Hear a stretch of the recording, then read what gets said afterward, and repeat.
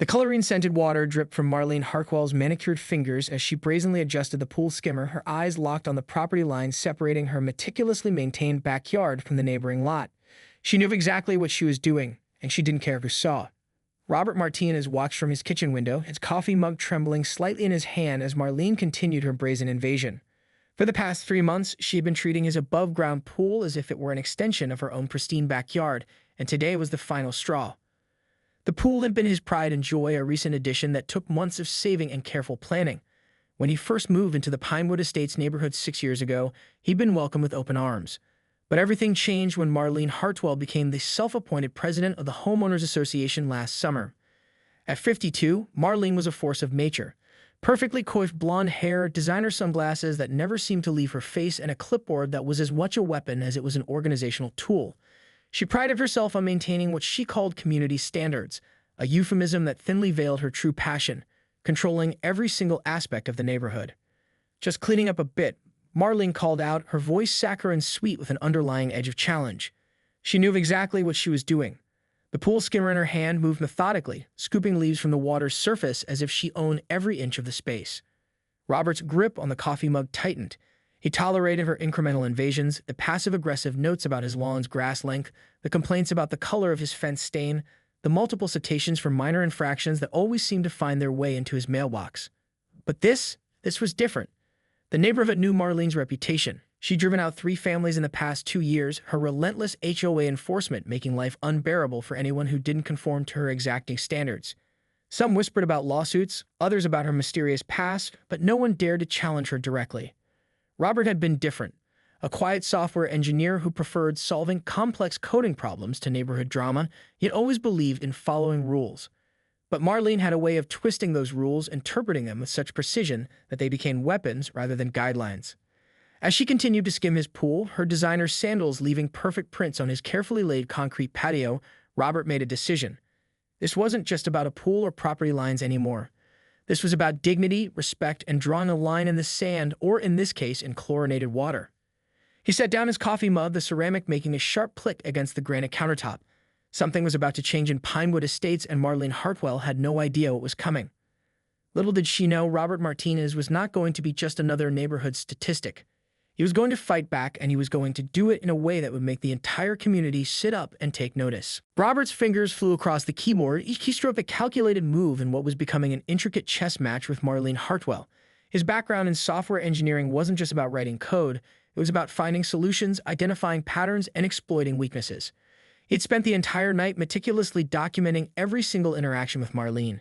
Screenshots of emails, copies of HOA citations, photographs of her repeated encroachments on his property. Each piece of evidence carefully organized in a digital portfolio that would make any lawyer salivate. The Martinez family hadn't always been fighters. His parents had taught him to keep his head down, to work hard, and to avoid confrontation. But watching Marlene systematically terrorize neighbors who didn't meet her impossible standards had awakened something in him. This wasn't just about a pool or property lines anymore. This was about community, fairness, and standing up to tyranny. His wife, Elena, a high school history teacher, had been skeptical at first. "Are you sure you want to do this?" she'd asked the night before, her hand resting on his shoulder. "Marlene has a way of making people's lives miserable." Robert had smiled, a rare determined glint in his eyes. Sometimes he'd responded, "You have to be willing to be uncomfortable to create real change." The first step was gathering allies. He knew he couldn't fight Marlene alone. Over the past weeks, he'd quietly reached out to other neighbors who had been similarly targeted. There was Marcus Thompson, whose modern art sculpture had been deemed a visual nuisance by Marlene. Sarah Jenkins, whose vegetable garden had been repeatedly cited for being inconsistent with neighborhood aesthetics. Each conversation revealed a pattern of harassment, a systematic approach of intimidation that Marlene had perfected over years. What Marlene didn't know was that Robert had connections. His college roommate was now a prominent civil rights attorney, and another friend worked in local government. They had been more than willing to review his meticulously prepared documentation. "This isn't just about HOA violations," his attorney friend had remarked after reviewing the files. "This looks like a pattern of targeted harassment." The pool incident was just the latest in a long series of provocations. Marlene had a method. She would slowly erode boundaries, test limits, and push until someone broke. But Robert was different. He understood systems, understood how to build defenses, how to create frameworks that could withstand pressure. As dawn broke, casting long shadows across the Pinewood Estates, Robert finished preparing his first formal complaint. It would be delivered not just to the HOA board, but to multiple local authorities. He was done playing defense. Marlene Hartwell had no idea what was coming. The quiet software engineer she dismissed as just another potential victim was about to become her worst nightmare. And this was just the beginning. The HOA meeting room buzzed with an electric tension that Robert could feel the moment he walked in. Marlene sat at the head of the long oak table, her perfectly pressed blazer a stark contrast to the nervous fidgeting of the board members around her. Item 7. Marlene announced, her voice sharp and controlled. Violation report for 1247 Sycamore Lane, Mr. Martinez's property. Robert sat calmly, a manila folder resting innocently on the table in front of him. Behind him, a small group of neighbors, those she had previously targeted, watched with barely concealed anticipation. Multiple infractions, Marlene continued, pulling out a thick stack of papers. Grass height exceeding regulation by 2 inches, fence stain not matching approved color palette, unauthorized landscaping modifications. A ripple of murmurs swept through the room. This was her typical approach, death by 1,000 bureaucratic cuts, but today was different. Objection, Robert said quietly, his voice cutting through the background noise. Marlene's perfectly arched eyebrow raised a fraction of an inch. Excuse me. He stood calm and measured. I'd like to present a counter-argument to these citations. With deliberate slowness, he opened the manila folder. What followed was a masterclass in systematic deconstruction. Robert had prepared a comprehensive response to each citation, complete with photographic evidence, precise measurements, and most damningly, a detailed chronology of Marlene's own property violations that had been systematically ignored. The grass height. He presented a city ordinance showing his lawn was within acceptable limits. The fence stain. He had documentation from the manufacturer proving its compliance. The landscaping. He revealed architectural plans approved 6 months ago that Marlene had mysteriously lost from the official records. But the real bombshell came when he produced evidence of Marlene's repeated encroachment on his property, including the now infamous pool skimming incident captured on his recently installed security cameras. Marcus Thompson, the neighbor with the modern art sculpture, leaned forward. Sarah Jenkins gripped the edge of her chair. The board members exchanged uncomfortable glances. Marlene's composure began to crack. Her fingers, usually so precise, now trembled slightly as she shuffled through her papers. For the first time in years, someone was fighting back and doing so with meticulous, irrefutable evidence. This is preposterous, she stammered, a flush creeping up her neck. Robert wasn't finished. He presented a compiled document signed by 7 neighborhood residents, each with their own story of harassment, each detailing how Marlene had used her HOA position as a weapon of personal vendetta. The room fell silent. Belina, sitting in the back, caught Robert's eye and gave a subtle, proud smile. This was more than just a defense. This was a calculated offensive that exposed the systematic bullying that had become normalized in their community. Marlene knew she was losing control, and Robert knew this was just the beginning of a battle that would reshape Pinewood Estates forever. As the meeting adjourned with Marlene unable to counter his evidence, Robert packed his folder. Outside the window, the afternoon sun cast long shadows, much like the shadow of accountability he was about to cast over their entire neighborhood. The aftermath of the HOA meeting spread through Pinewood Estates like wildfire. Neighbors who had previously cowered under Marlene's reign began to whisper, then speak openly, then actively support Robert's stand. 2 days after the meeting, Marlene launched her counterattack. A certified letter arrived at Robert's home, its official-looking envelope practically vibrating with barely contained rage.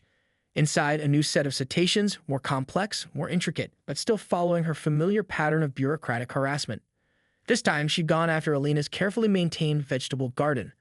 A clause about agricultural displays was twisted to suggest that her raised garden beds violated some obscure HOA regulation about landscaping.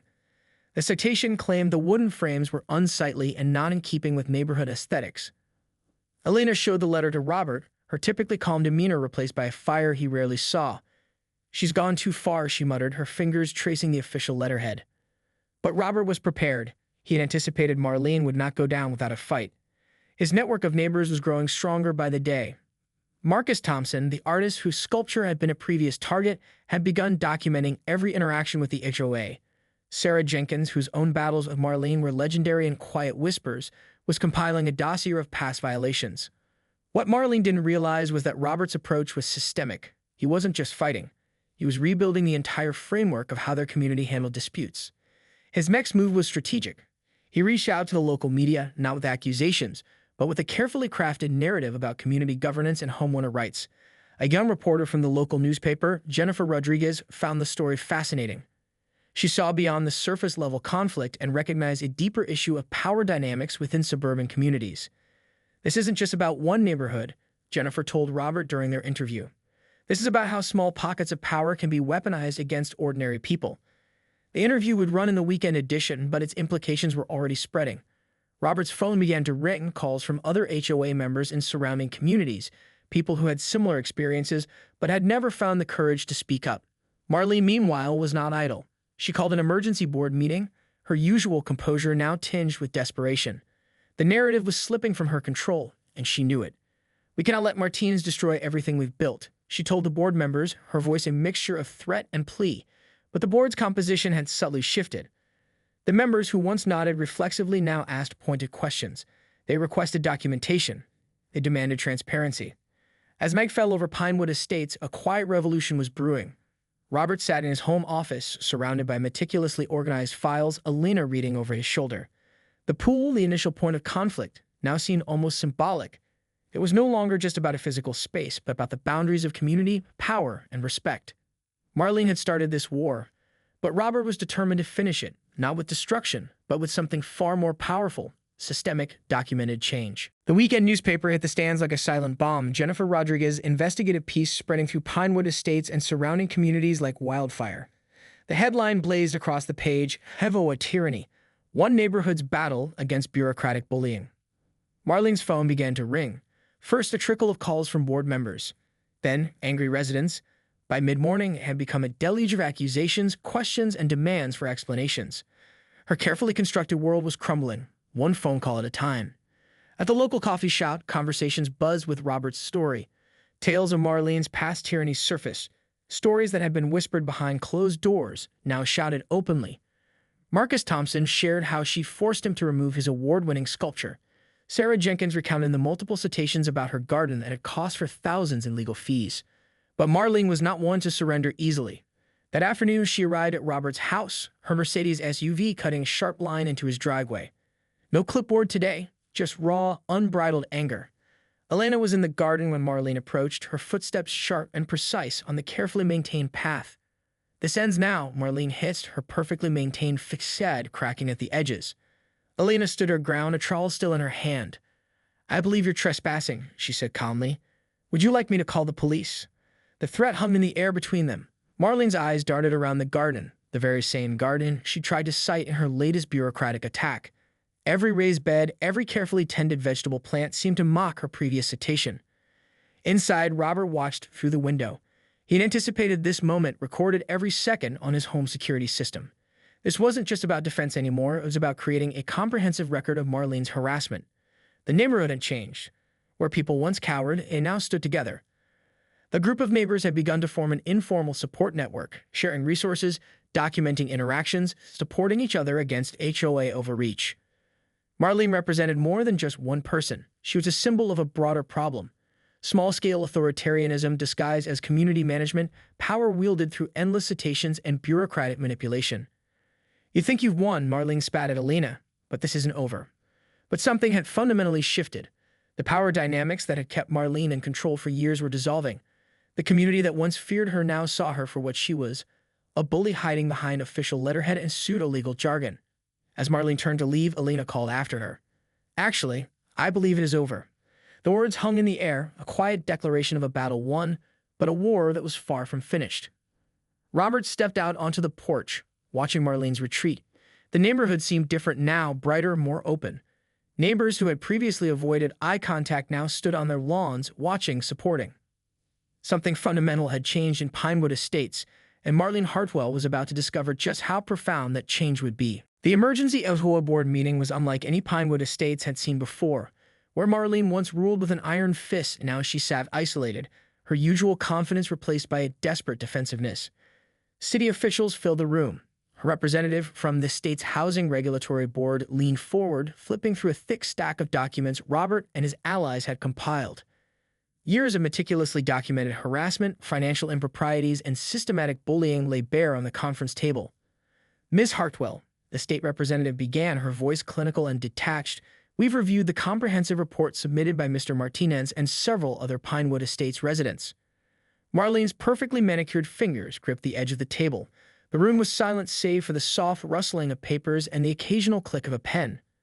The investigation had uncovered more than anyone had initially suspected. Financial discrepancies in Iowa fund management, selective enforcement of rules that bordered on discriminatory practices, personal vendettas masked as community standards. Robert sat near the back of the room, Alina's hand clasped in his. They'd known this was bigger than just their individual conflict. It was about systemic abuse of power, about protecting community rights. Marcus Thompson, the artist who'd been previously forced to remove his sculpture, now spoke up. For years, Marlene used the HOA as her personal weapon, he testified. Any deviation from her narrow view of aesthetics was met with aggressive citations, legal threats, and emotional manipulation. Sarah Jenkins followed, detailing the financial burden of fighting repeated, baseless citations. Her testimony revealed a pattern of harassment that went far beyond mere bureaucratic overzealousness. The state representative's eyes hardened. We found multiple violations of state housing regulations, she announced. The board recommends immediate removal of Ms. Hartwell from her HOA position and potential legal action. Marlene's world was collapsing. The power she'd accumulated over years, the fear she'd instilled in the neighborhood, was crumbling like a house of cards. But Robert knew this was about more than just removing one person. It was about restructuring how their community governed itself. He'd been working with neighbors to draft new HOA bylaws, documents that emphasized transparency, fairness, and community input. As the meeting progressed, something remarkable happened. Neighbors who had previously been silent began to speak. They shared stories of intimidation, of small acts of resistance, of the quiet fear that had permeated Pinewood Estates for years. Alina leaned close to Robert, whispering, "This is about more than just winning. This is about healing." The state representative turned to the remaining board members. "We'll be conducting a full audit of the HOA's past 5 years of financial and administrative records," she declared.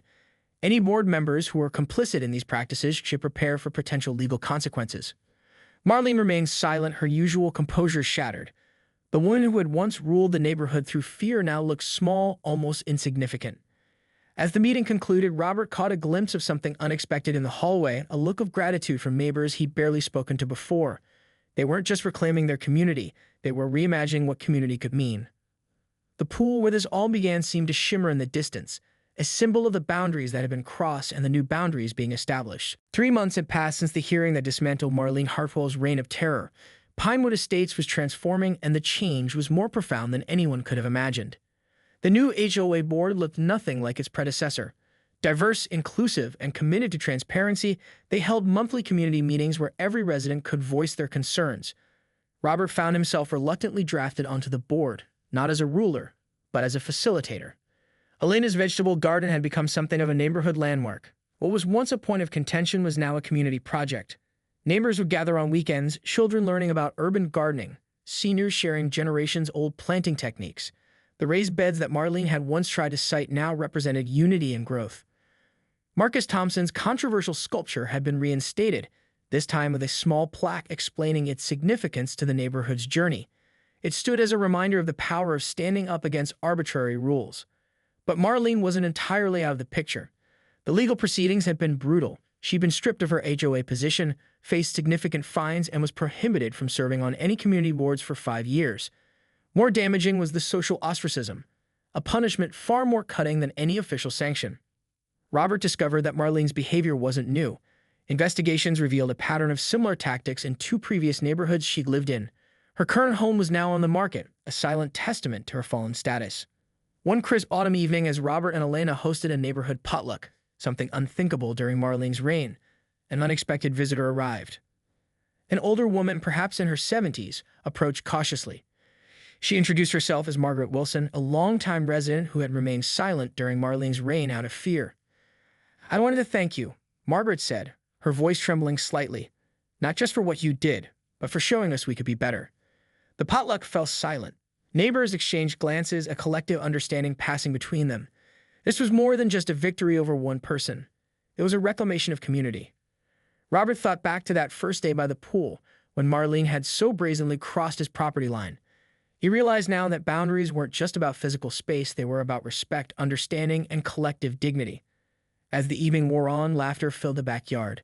Children played, adults shared stories, and the pool that had once been a point of conflict now reflected the warm lights of community connection. But something lingered beneath the surface, a quiet tension.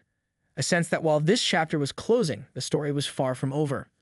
Marlene Hartwell might be gone, but the system that had empowered her still existed in countless other neighborhoods, and Robert knew their fight was just beginning.